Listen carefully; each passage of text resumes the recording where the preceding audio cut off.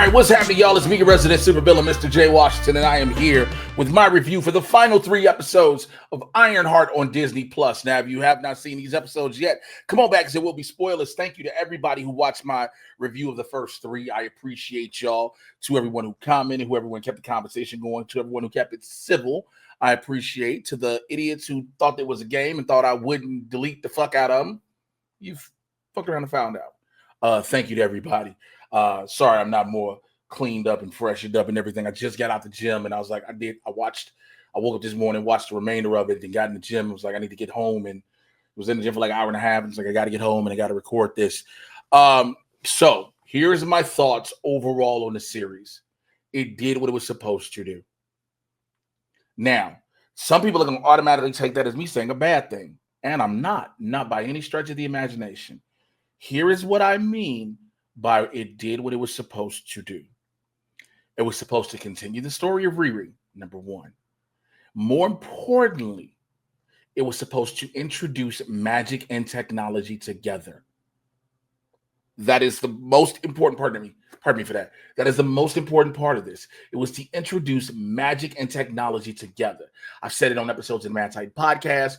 It is setting up how you understand everything about Doom, about Victor Von Doom. There is another key element that introduced us to Von Doom, whether it be in our universe or another, and that being Zelma Stanton.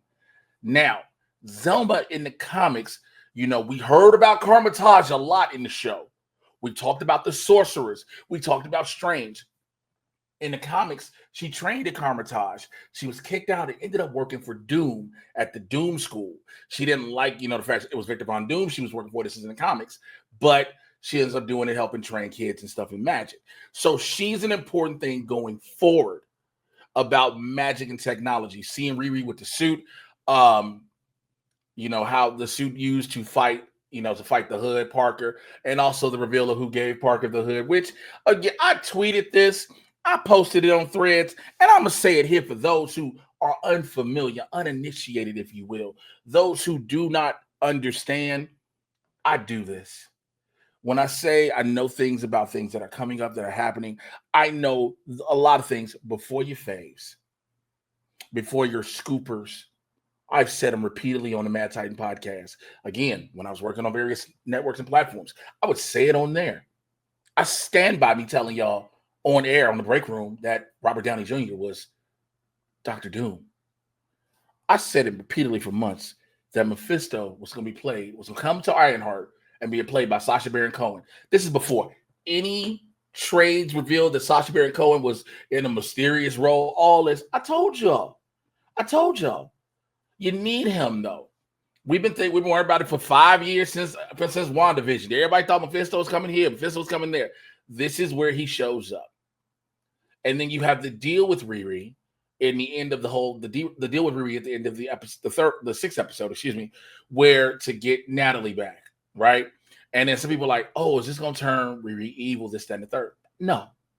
Again, magic and technology. Magic, well, you find out when you break down magic, they'll always tell you magic is science we just don't understand yet, right? I think it might have been stated in one of the shows prior, but please forgive me if I'm missing where it was. The Zeke Stain battle, I'm fine with it. Here's why. Please, for anybody who's going to comment, do not act like Zeke Stain has been a major villain who should have major implications. Now, I know what I said in the first 3, that you did need him and the Hood together because you could set up something bigger going on later down the line. And they clearly set that up in this. Also, allow me to apologize a bit to the creative staff on Ironheart, some of who I know who may be checking this out. When I said I had a complaint about why didn't Riri just call Shuri or different things like that, they were addressed in episode 4 and 5. Now, that brings me to my next point. We, as first and foremost fans of the shows and movies, listen to the wording I'm using. Fans of the shows and movies have to allow the storytellers to tell the story what they're going to tell. Does that mean we have to always necessarily like it? Absolutely not. I don't care if it's Marvel, DC, Image. I don't care if it's Lord of the Rings, whatever. but it's their story to tell, not ours. Because yes, some of us may have grown up with these comics and these characters, and if you tell me you are of a certain age and you grew up with Riri Williams, I'm going to cyber reach through this camera and slap the dog shit out you, because that's not possible. We've known these characters for a while. We familiarized ourselves with these characters, their lore in comic books and things like that. And I've always stated, you cannot always translate page to screen 1-to-1. You cannot always. Does it happen sometimes? Yes. Does it work sometimes? Yes. Does it work sometimes? Absolutely not. To tell the story, I think Zeke Stain, all night and right, he did a great job going from goofy black market seller to having a vendetta and a grudge, and rightfully so, because he was always hesitant to give Riri his tech. So him being implicated in everything to the point where Parker finds out, all that stuff, cool. I do like how they had Riri handle the crew on her own without the suit. It was needed. Speaking of the crew, I'm in a lot of different blurred groups on Facebook. Yeah, I know. Why are you still on Facebook? Forgive me. Slug is a different character in the comics. Slug, again, is a more heavy-set person from Madripoor. Slug, I believe, in the comics is male. The Slug in the TV show is non-binary. And I watched some nerds, and especially blurs, go, here go Disney, Marvel, changing characters, making them woke. Again, stop acting like you gave a fuck about certain characters, because you didn't. All that happened for a lot of people, and I need more people to be honest with themselves, is you saw the episode, right?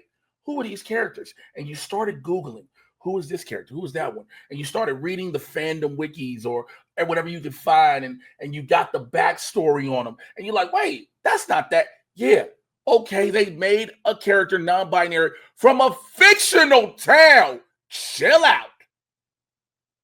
Chill out. I like the way Riri handled it. I like the way Riri dealt with the twins. Now, granted, I did have a small issue, and my issue being they should have been able to murder her and pop up off real quick if the blood sibs are who we, have grown accustomed for them to be. But just like Tony Stark, he is still a regular dude minus the suit. That is one thing they wanted us to understand and know. They need their tech, and they're regular people, so they have to figure out some things. They're not fighters for the most part. They can only fight with the tech. So we were shown that in this too. So please, like I said, I had that thought, and a lot of y'all probably had that thought as well. But again, like I stated, there are reasons you're showing us certain things. There are a lot of, I've seen some people say, overall, Ironheart, this wasn't a great carry on to Tony Stark's legacy. How not? What is the reason Riri wanted to build the suit? She said it. Because I could. The reason Tony Stark built the Mark I was because he had to. He had to build it to save his life. And I didn't get a chance to address this. Yes, Tony Stark built this in a cave with a box of scraps. Is not talking about the Mark I. He built an arc reactor, with the box of scraps. He had a whole bunch of weaponry to build the Mark I. Tony Stark was a war criminal. Before his life was almost taken. Riri just wanted to do it because she could. She wanted to prove she was a genius on a whole other level, which she truly is. I think a lot of people, whether you feel a certain way about the actor's acting is one thing, but the character in itself, the values stay the same. Let's keep it a buck here. Let's not act like it's something different. Riri is a genius because she just wanted to prove I can do it. The reason she builds the last model of the Ironheart suit that we see, the magic suit, is because she had to protect herself and her loved ones. That was it. Because remember, Stain destroys the other suit. Tony Stark becomes Iron Man because he wanted to save the world and help the people his weapons put in jeopardy. She feels she put her family and everybody in jeopardy working with Parker. It all ties the same. But going forward, again, so glad to see Cree Summer again.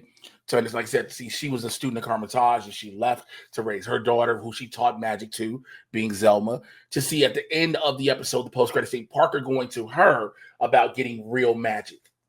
Because again, he wants real magic to not only have magic back, but to have magic to basically fight Riri.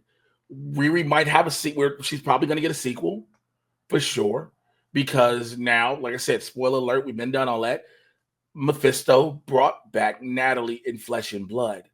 And there's going to be a price to pay for that, because just like if I was telling this story, again, it is not my story to tell. Here's my preference. See, that's the thing. I want to make sure whenever I do these reviews, for those who are new to me, when I do these reviews, when I give you my reactions and my real thoughts, I want to tell you how I want to be as unbiased as I can and also be as realistic as I can.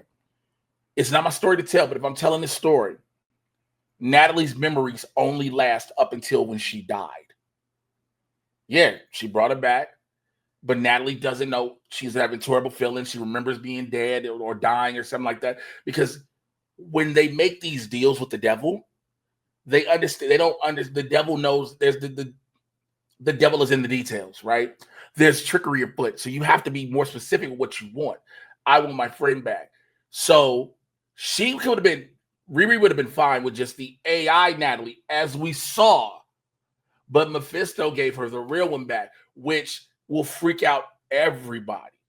So now, whether it be Ironheart season 2 or wherever we do, however we move forward, whether her introduction into Doomsday talks about it or already establish it, because we may not see it happen. Let's just be real. If Ryan decides, hey, this is it for that, and we just don't see Riri again until she's part of the Champions, the Doomsday film, Secret Wars, her established whatever happens with Natalie, whether Natalie goes back to being an AI creation or loses her corporal form, we won't know that. So I don't always expect us to have that full story. Would it be nice to see it? Yes, it would be.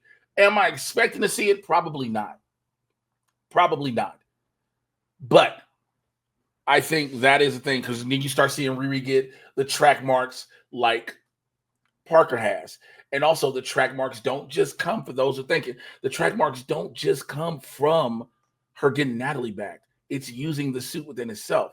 Again, the words magic pays a heavy price. It's an exchange. So when Riri was using the suit against Parker, there was already the exchange starting to happen. I like how, again, overall it contained her story. And that's one of the beautiful things about Marvel as a whole. A lot of stories can be contained into the area in which they are. When she said, look, why don't you call Shuri? Hey, Shuri, I started an interspecies war, blah, blah, blah, blah. All those things that get hung up on. That's her thought process. She's like, I'm just not going to bother calling. So that answered everybody's questions that we all had from the first couple episodes. But it kept it contained to Riri's life in Chicago. We didn't leave the city. We dealt with all the elements in the city. Because remember, even though the world at large is happening, there are Avengers, there are aliens, there are all these different things. Everybody's everyday life still happens. And that's one thing I'm grateful for. It kept it contained. It didn't need to go outside of what the confines of Chicago was. However, I will say, I know they filmed a lot of it in Atlanta. And I was trying to figure out, I was like, where the fuck is that White Castle at? It was like, oh, they just made a building look like White Castle in Atlanta. Okay. That tracks. Now, you probably wonder, well, how did they get the burgers, Jay? Crystals is the same thing as White Castles in Atlanta. So they just probably had somebody decorate the boxes and do all that stuff, but it was crystals. More than likely. So, yeah. Or unless they did the reshoots, whatever reshoots they did in Chicago, they got actual White Castle. But overall, like I said, I think the story did what it was supposed to do. It told what it was supposed to tell. And again, when it comes to the MCU in general, we are watching a gigantic TV show. These movies, these special presentations, miniseries are all just parts of a story, a chapter in the story going forward that we're watching. And so we watched Again, we were introduced to her in Wakanda Forever. We need to know her family. Why is she the way she is? Why is she so possessed with doing this one thing? What motivates her? We even saw even more going back. Shouts out to the homie LaRoyce. We saw more going back. But again, I want to do it because I can do it. Now knowing not because I can do it, I have to do it. But then I have to blend two things together because this phase is going to need it to understand a big bad we're going to get, who, by the way, I do not in my heart of hearts believe that after Doomsday and Secret Wars that Victor Von Doom is done. I think Robert Downey Jr. as Victor Von Doom will be done. But Victor Von Doom as a whole, I doubt it. I strongly doubt it. So to understand magic and technology, a lot of those different things are playing a factor. Again, we'll get this new Iron Man who will have it. We may get the new Iron Man, granted, some point in the Mutant Saga that'll have an enchanted armor. All these different things, man. But I'm rambling at this point. I want to know what you all think in the comments below. Hearing everything I said and I broke down, okay? Hearing everything I said that I broke down. Let me know your thoughts. Don't be like, well, I felt like the writing was the characters. Take bias out. And that's the thing. When we saw the whole story not played out, why it played out the way it did. Like I said, we had to get magic and technology together. I said that from the beginning. Again, I've always said that even before I recorded the first 3 episodes. We need to get magic and technology together. So we did it, and we've opened up so many worlds. We reminded you Dormammu is still out here. We've introduced Mephisto, which he says, I have plenty of other clients that I'm dealing with. And yet he told us that he's dealing with people, kings, popes, etc. But how many other heroes and villains is he dealing with that we don't know of yet? Before we close out this entire multiversal saga, before we close out this whole thing, because again, even though we're closing out the multiverse saga, magic and technology can still go forward because there are mutants who do, wait for it, magic. Let me know. Comments below. Like, subscribe, click on the notification bell. All right, make sure you find out when I'm dropping more videos. Thank you, everybody, been checking out some of the reaction videos I've been putting up also. Always keep it civil, man. Keep it civil. Let's not go off the deep end. We're talking about comic book movies and TV shows. Chill the fuck out. Thank you. Just chill out. We're talking about comic book movies and TV shows. So let's do that. Follow me. Instagram, Twitter, Threads. Instagram and Threads primarily. But I'm on TikTok as well. I'm up to upload some stand-up clips, all this stuff. All of those things. Mr. J Washington. MRJAY. You should know how to spell Washington. Didn't want to get into it earlier. I had my follow-up. I got to be down for a little bit more, waiting while my spine heals for my spinal surgery. So if you want to donate to the GoFundMe, the link is in the comments. Please, the donation and support. If you want to send a super thanks, you can send that as well. Every single little bit is thankful, appreciative, and I'm super grateful. All right. Mad Titan Podcast, me and BC, everywhere you get your podcast called from. We get you caught up on all the things happening in the Marvel and DC live action cinematic universes. Barbershop Talk for Nerds. Come on in the convo. Birds and Blurs in the Hood. Me and Winston should be dropping one very soon. I thought we were going to go live today. I got to check in with him, see what the deal is.